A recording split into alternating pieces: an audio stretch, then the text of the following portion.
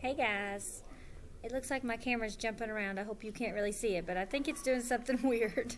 But okay, we're going to try to get through this without it jumping around everywhere.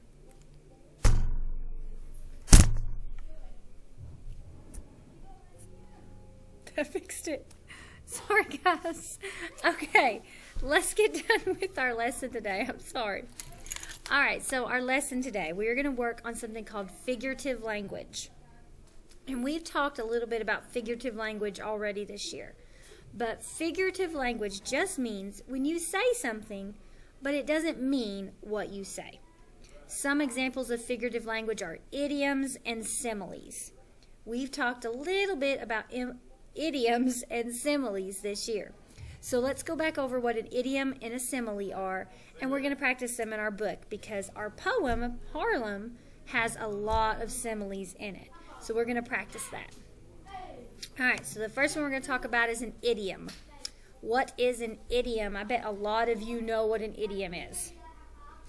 An idiom is a group of words that mean something different than what the words say. For example, on this one, Mrs. Jessie couldn't carry all the books, so she asked Colin to give her a hand.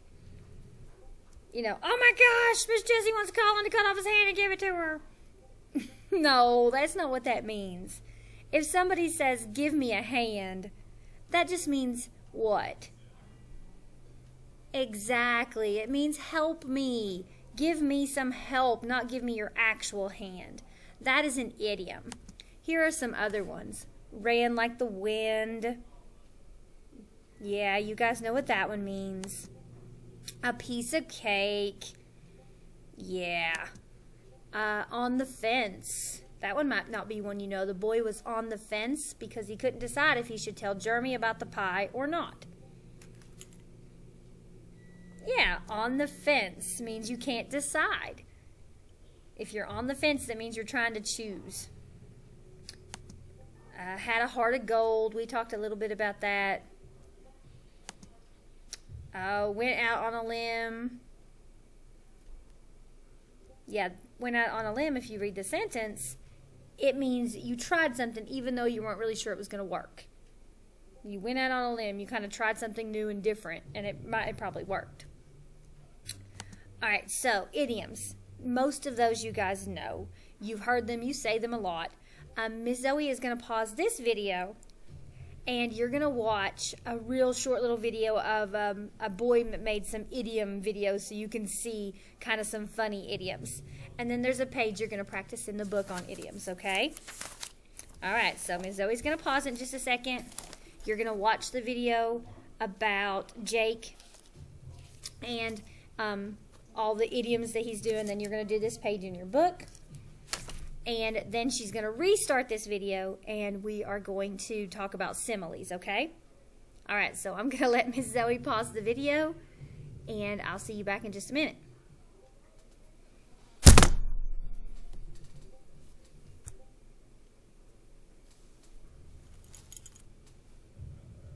Alright, sorry, I had to fix the camera again. Apparently my camera jumps around, and if I beat on the top of my laptop, it works.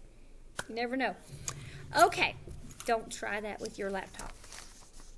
Alright, so, idioms. Did you like the video? I did too. I thought it was kind of funny, that boy doing all those idioms and what would happen if you really did those idioms. We know that's not really what they mean. So yeah, I thought that was kind of neat.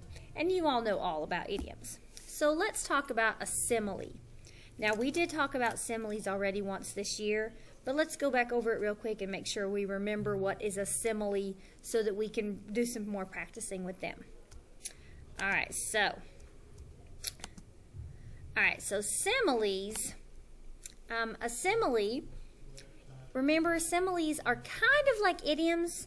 They don't really mean what they say, but the difference is they use those words like and as. And that's why I have these all highlighted here. Because similes all use those words, like or as. But they're a lot like an idiom. Like if I said it's hot as an oven outside, does that really mean it's an oven? No, just means it's really hot. Or if your legs felt like spaghetti noodles. My legs are like spaghetti noodles? No, that just means they're kind of weak and wobbly, just like spaghetti. I was sick as a dog. Gosh, I'm a dog now? No, sick as a dog just means you're really sick. Or I've heard people say mad as a wet hen. I know Miss Zoe's got chickens. She knows about those hens when they get wet and how mad they can be. Yeah, it just means you're really mad if you're mad as a wet hen. On this one, remember we talked about this earlier in the year. These are some common similes that people say a lot. They might say you're quiet as a mouse. Like that little girl, she's just sitting there all quiet. She's quiet as a mouse. It just means you're really quiet. Blind as a bat. Even though she was looking for her reading book, it was in the backpack the whole time. She's blind as a bat. She's just not noticing something's right in front of her face. Oh, eat like a horse. Look at all that food she's eating. She's eating like a horse. It just means you eat a lot. They're sick as a dog. Good as gold. This little girl's also good as gold. That means that you're really good. You don't ever get into trouble. Eat like a bird. That's that one. When you eat just a little bit, you eat like a bird. Sleep like a log. It doesn't really mean you're a log. It just means you sleep like a log. And then easy as pie. Putting on a boot is easy as pie. Something that's really easy. Those are similes. So remember, idioms are figurative language that tell you something that's not really happening, like raining cats and dogs. It doesn't really mean cats and dogs are falling from the sky. It's figurative language. It's meaning something else. So are similes. When they say it's hot as an oven or you're good as gold, it doesn't really mean you're gold. It doesn't really mean it's an oven. It's figurative language. It doesn't really literally mean what it says. So now that you've practiced with idioms, you're going to get to practice with some similes that are in the poem Harlem. And it's jumping around again. Give me a second. Oh, it quit. It knew I was going to hit it. You see that? It straightened itself up. Okay. Anyway, similes in Harlem.